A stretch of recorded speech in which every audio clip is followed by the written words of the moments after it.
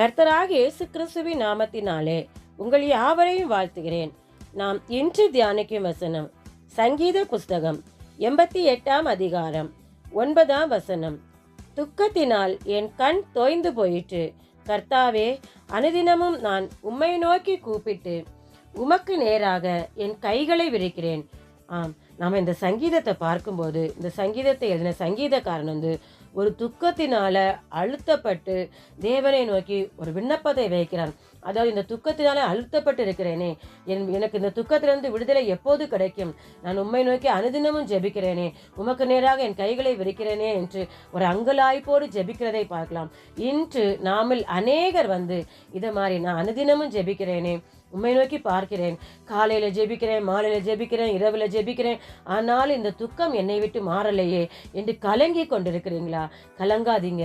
கர்த்தராகிய இயேசு கிறிஸ்து சீக்கிரத்திலே நம்முடைய துக்கத்தை மகிழ்ச்சியாக சந்தோஷமாக மாட்டுவார். நான் உங்களுக்கு ஒரு சின்ன கதையை சொல்கிறேன்.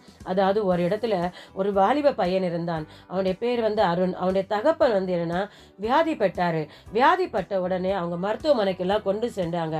என்னதான் மருத்துவமனையில் கொண்டு போய் ட்ரீட்மெண்ட் எடுத்தாலுமே அவருடைய சரீரம் சரியாகவே இல்லை. இன்னும் நாளுக்கு நாள் மோசமாகிட்டே இருந்துச்சு. அப்புறம் வீட்டில் இதுக்கு மேலே மருந்து பார்க்கறதுக்கு வழியும் இல்லை. வீட்டில் ஆண்டவர்கிட்ட அனுதினமும் ஜெபிச்சாங்க. எவ்வளவு ஜெபிக்க முடியுமோ ஆண்டவரை நோக்கி கூப்பிட்டாங்க.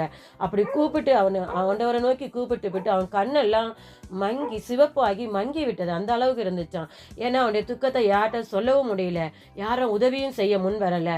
அப்படி அவன் துக்கத்தில் அழுத்தப்பட்டிருந்தான். ஏன்னா அவன் குடும்பத்திற்கு ஆதாரம் அவங்க அப்பா தான். வருமானம் இல்லை, கஷ்டம் எல்லாம் மூழ்கடித்திருக்க நிலைமையில ஒரு நாள் என்ன பண்ணானா, ஒரு இரவு ஒரு தனியா அமர்ந்திருந்து ஆண்டவரை நோக்கி அவன் கரங்களை உயர்த்தி தேவன்ல ஜெபிக்கும் போது, இரவு முழுவதும் கண்ணீரோடு ஜெபித்த போது மறுநாள் அவங்க அப்பாவுடைய சரீரத்துல ஒரு நல்ல முன்னேற்றத்தை அவன் கண்டான்.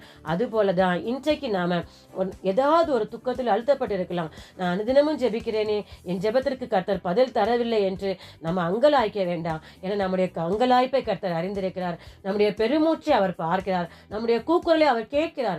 நிச்சயமாக சீக்கிரத்திலே, அதாவது நெடுநாள் இல்ல, சீக்கிரத்திலே நம்முடைய துக்கத்தை அவர் சந்தோஷமாய் மாற்றுவார். நாம் ஜெபிப்போமா?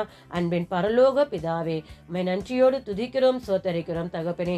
இந்த வேளையிலும் தேவனாகிய கர்த்தாவே ராஜா, அப்பா, நாங்கள் அநேக நாள் படுகிற அந்த துக்கத்திற்கு எங்கள் துக்கத்தை சந்தோஷமாய் மாற்றுகிற தேவனப்பா.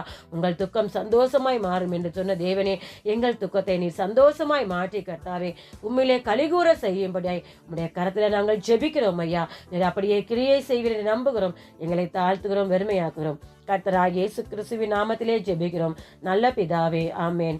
கர்த்தர் உங்களை ஆசீர்வதிப்பாராக.